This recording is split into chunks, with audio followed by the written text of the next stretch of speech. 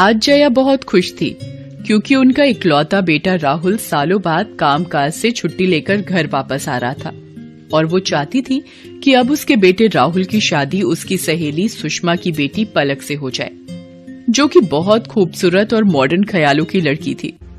उसे अपनी खूबसूरती का बहुत घमंड था। जया और पलक दोनों घर को सजाने में लगी थी कि तभी अचानक दरवाजे की घंटी बजती है। जया जल्दी से जाकर दरवाजा खोलती है और जया और पलक की आंखें फटी रह जाती हैं क्योंकि राहुल शादी करके अपने साथ अपनी पत्नी राधा को लाता है।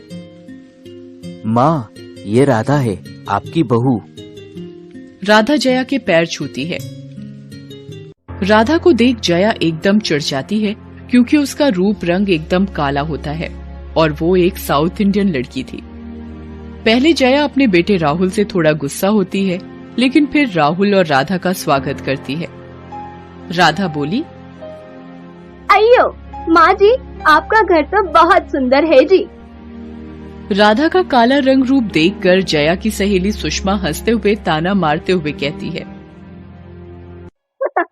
हाय राम जया, तू तो कहीं मुंह दिखाने के लायक ही नहीं रही।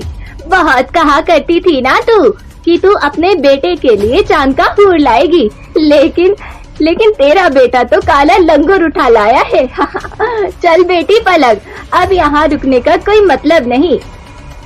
ताना देकर सुषमा वहाँ से चली जाती है। सुषमा का ताना सुनकर बेचारी राधा को बहुत बुरा लगता है और जया भी अपनी बहू के सांवलेपन की वजह से उसे नापसंद करने लगती है और उससे चिढ़ी चिढ़ी रहती है। अब राधा दिन भर घर का कामकाज करती और सबका खूब ख्याल रखती, लेकिन जया उससे नाखुश रहती। अरे ओ महारानी, कहाँ मर गई? सुबह सुबह नाश्ता मिलेगा या नहीं? थोड़ा जल्दी जल्दी हाथ पैर चला, काम चोरी तो कोई तुझसे सीखे वाला। अयो हाँ माँ जी, अभी लाई जी। राधा नाश्ता लेकर आती है, जो देखकर जया का चेहरा लाल हो जाता है। ये क्या बनाकर लाई है करमजली? वो माँ जी, ये हमारे तरफ का खास डिश है जी। ये पुट्टू, ये उपम, ये वड्डा सब आपके लिए खास बनाया है जी। आपको पसंद आएगा जी, आप एक बार खाकर तो देखिए। हाय राम, आज तो भूखा ही मारेगी ये मद्रासन। जाकर मेरे लिए कुछ चाइनीज बना कर ला, ये सब तो मेरी नौकर भी ना खाए। राधा रोते हुए बोली, अयो माँ जी, माफ करना, पर वो सब तो मुझे बनाते नहीं आता जी। हाय राम, ना जाने किस पाप के बदले ये मनहूस मेरे गले पड़ गई। चल हट, अब जा यहाँ से, मुझे किटी पार्टी में जाना है।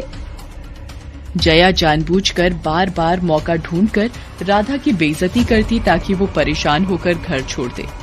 एक शाम राधा शॉपिंग से अपने लिए कुछ कपड़े और गहने लाती है और खुशी खुशी अपनी सास जया को पहनकर दिखाती है।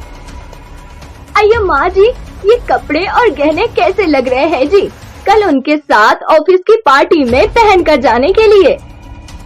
आए हाय, ये कपड़े और गहने तो बहुत अच्छे लगेंगे, लेकिन तेरे जले हुए चेहरे पर नहीं, मेरे खूबसूरत चमकते हुए चेहरे पर, समझी?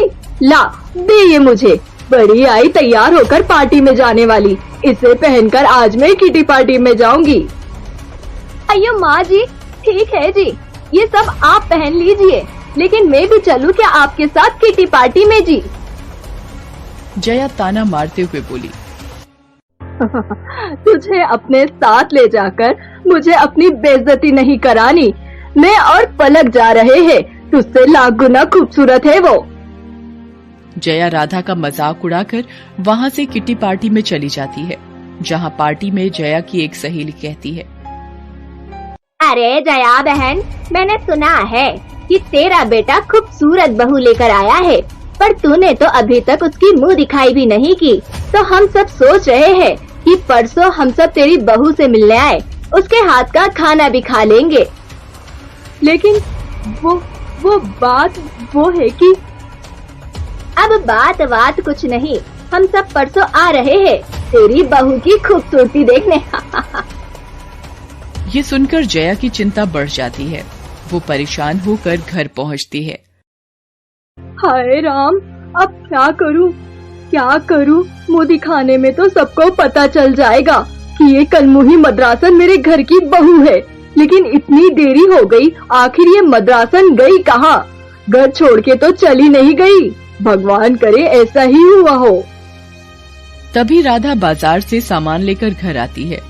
आ गई महारानी। जब देखो तब शॉपिंग करने निकल जाती है और यहाँ मेरे गले में जान अटकी पड़ी है। और ये क्या हालत बनाकर आई है? कपड़े गंदे और हाथ में खरोच। किसी से मारपीट करके आई है क्या कलमुही? अयो माँ जी, वो क्या हुआ ना जी, बाजार में एक चोर एक महिला और बुजुर्ग का सामान लेकर भाग रहे थे कि तभी। अच्छा ठीक है, समझ गई। अब ज्यादा मुंह मत चला, मैं बहुत चिंता में हूँ इस वक्त। माँ जी, ये आपके लिए आपके घुटनों की दर्द की दवाई और ये आपका चश्मा ठीक करवा कर लाई हूँ। और माँ जी, एक आज बाबा मिले थे, उन्होंने ये मिट्टी दी है, बोला बहुत चमत्कारी है ये, इसे चेहरे पर लगाने से मैं गोरी हो जाऊंगी जी। हाँ, अब एक दिन में तो कोई चमत्कार ही तुझे गोरा कर सकता है। भगवान मेरी लाज बचाए। अब जा यहाँ से, परसों तेरी मुंह दिखाई है। जितना हो सके अच्छे से तैयार होकर जाना, समझी? अब राधा की मुंह दिखाई का दिन आ जाता है। जया की सब सहेली राधा की मुंह दिखाई के लिए इकट्ठा होती हैं। राधा खूब अच्छे खाने के पकवान बनाती है और घूंघट डालकर बैठी होती है। जब जया की सहेली गीता राधा का घूंघट उठाती है तो चमत्कार हो जाता है। राधा बहुत खूबसूरत लग रही होती है, बिल्कुल गोरी परियों की तरह सजी हुई। राधा की खूबसूरती देखकर सब हैरान रह जाते हैं। अरे जया बहन, ये तेरी बहू है। सचमुच ये तो बहुत ही खूबसूरत और होनहार है। लाखों में एक है, लाखों में। तू जानती है, कल ही की बात है, बाजार में एक दो चोर मेरे और बाबूजी का सामान लेकर भाग रहे थे। किसी ने हमारी मदद नहीं की। तब तेरी बहू ने बड़ी बहादुरी से उन चोरों से हमें बचाया और हमारा सामान हमें वापस मिल गया। तब हमें पता चला कि ये कोई मामूली लड़की नहीं बल्कि एक पुलिस अफसर रह चुकी है। लेकिन एक एक्सीडेंट के बाद इसे अपनी नौकरी छोड़नी पड़ी। तू तो बहुत ही भाग्यशाली है जो तुझे इतनी होनहार बहू मिली है, सच में। अपनी सहेली गीता के मुंह से अपनी बहू की इतनी तारीफ सुनने के बाद जया की आंखों में आंसू आ जाते हैं और उसे अपनी गलती का एहसास होता है, क्योंकि उसने हमेशा अपनी बहू की बदसूरती के आगे कभी उसकी अच्छी खूबियों और खूबसूरत मन को देखा ही नहीं। और इसके बाद अब जया और राधा खुशी खुशी मिलजुल कर प्यार से रहने लगे और साथ ही किट्टी पार्टी में भी जाने लगे।